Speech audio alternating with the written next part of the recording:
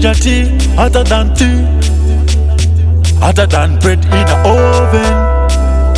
Yo DJ Mayor, CK, why I say Dr. Trinity, Magani Missy, Ginger tea, arikupisa ngoma kutofura wingi tea. Sorry, one to them. Let's go. Kangani Missy, pamangoma Ginger tea ndiri unstoppable, unstoppable. Kangani Missy, pamangoma Ginger tea ndiri unstoppable, unstoppable. Kangani Missy, pamangoma Ginger tea ndiri unstoppable, unstoppable. Kangani Missy, pamangoma Ginger tea ndiri unstoppable, unstoppable. You better know where me come from.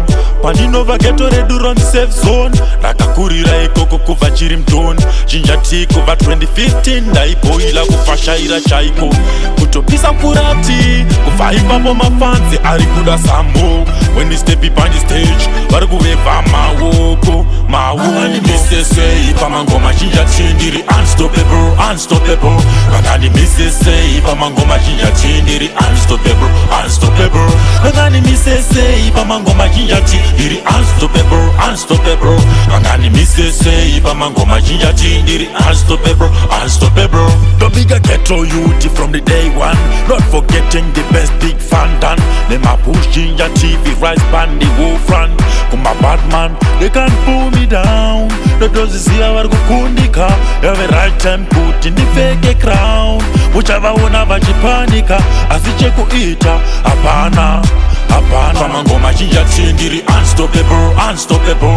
Kangani Missy, pamangoma Ginger tea ndiri unstoppable, unstoppable. Kangani Missy, pamangoma Ginger tea ndiri unstoppable, unstoppable.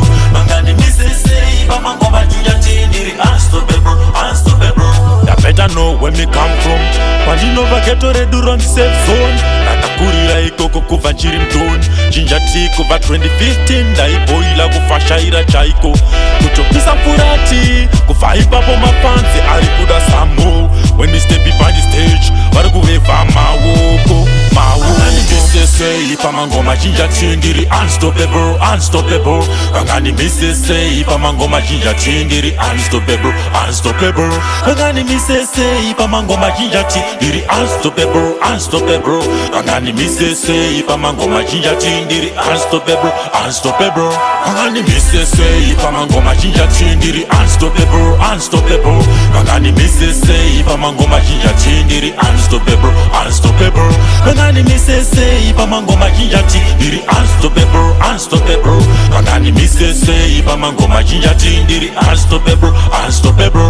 The bigger ghetto youth from the day one, not forgetting the best big fan done. Them a push Ginger tea, fi rise pan the whole front. Come a bad man, Big 4